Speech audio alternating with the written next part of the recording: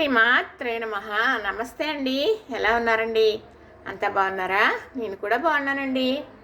నా చేతిలో బత్తాకాయ చూస్తున్నారు కదా. బత్తాకాయ అందరికీ తెలుసు అనుకోండి. మరి ఈ బత్తాకాయ మీద ఉన్న డిజైన్ మీ అందరికీ తెలుసు, పట్టణ ప్రజలకు తెలియదండి, పల్లెటూరు వాళ్ళకి తెలుసు. నేను చెబుతాను ఈ డిజైన్ గురించి. కానీ బత్తాకాయ చాలా ఆరోగ్యమైందండి. చిన్నతనంలో జ్వరం వచ్చిందనుకోండి, నాన్న ఏమనివాడో తెలుసా? బత్తాకాయ తెస్తానమ్మ సాయంత్రం, నేను లైన్కి వెళ్తాను కదా వచ్చేటప్పుడు అని చెప్తే, మా నాన్న వచ్చేటప్పుడు బస్తాకాయలు తెస్తాడని ఎదురు చూస్తే కాయలు తెచ్చి ఒక కాయ చేతికిచ్చి ఒక కాయ వలిసి తొనలు తీసి ముత్యాలు నోట్లో వేస్తుంటే తింటే నిజంగా జ్వరం తగ్గిపోయేదండి. అప్పుడు మెడిసిన్ ఏమీ లేదు. ఇలాంటివి తినేసి తగ్గించేసుకోవడం. ఆకలి వేస్తుంది అన్నప్పుడు చారు పెట్టి వేడివేడిగా అన్నం పెట్టేవారు చారేసి, అంతే. అయితే బత్తాకాయ పైత్యం అనేది ఇరిసేస్తుంది అనమాట. ఈ బత్తాకాయ రసం చాలా మంచిది. రసానికన్నా ఇలా తొనలు ముత్యాలుగా తీసుకుని తినడం వల్ల మనకి చక్కగా పీసు అనేది కడుపులోకి వెళ్తుంది అనమాట. అయితే ఈ మచ్చలు అనేది ఎలా వస్తుందని చెబుతాను మీకు. ఫస్ట్ నారింజకాయలాగే ఉంటుంది ఇది కూడా, ఈ కలర్లో గ్రీన్లోనే ఉంటుంది.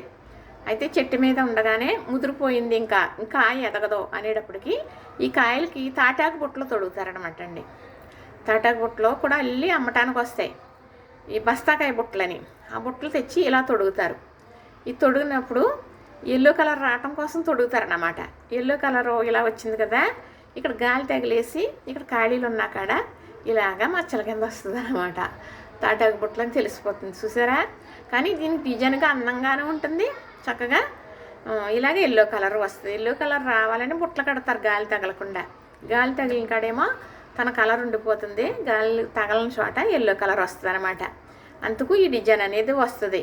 అంటే ఇక్కడ ఇటు కేసులు అంకల ప్రదేశాల్లో పండుతాయండి, ఎక్కువ తోటలు ఉంటాయి, బస్తాకాయ తోటలు చక్కగా పై సైడ్కి కూడా వెళ్తాయి. ఇక్కడైతే కొనడానికి చాలా సౌకగా ఉంటాయి. అటు కేసు బోర్డు రేట్ అయిపోతాయి ఇవి. కానీ వినాయక చవితికి మళ్ళీ రెండో ట్రిప్ వస్తాయి, అప్పుడు రెండో పురుడు అవునట్టు బాగుంటాయి కాయలు. మరి వరలక్ష్మి రథానికి వచ్చేటప్పటికి అంత తీపి ఉండవని అంటారండి. నిజంగా అంతే. ఇప్పుడు పుల్లపుల్లగా ఉంటాయి, ఎంత పెద్ద స్వీట్ ఉండదు.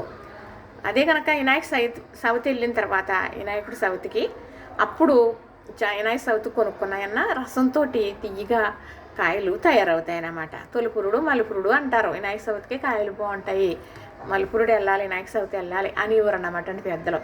అది నాకు తెలిసింది, మీకు చెప్పాను. బస్తాకాయకి ఇంత అలాగా వర్ణన ఉంది, దీనికి ఇంత గొప్ప డిజైన్ రావడానికి కారణం ఉంది.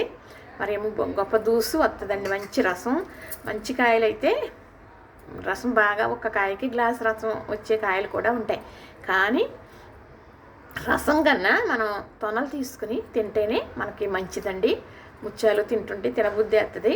ఇది పెద్ద అస్సలు స్వీట్ ఉండదు, చక్కగా కమ్మగా ఉంటుంది, తినలేమనేట ఉండదు, పులప అనేది ఉండదు. ఈ ఫ్రూట్ తినవలసిందే, ఈ పండు అయితే మాత్రం. చూసారు కదా, నచ్చిందా? మరి నేను చెప్పిన విషయం మీకు ఎవరికన్నా తెలుసా? లైక్ చేయండి, షేర్ చేయండి, సబ్స్క్రైబ్ కూడా చేయండి.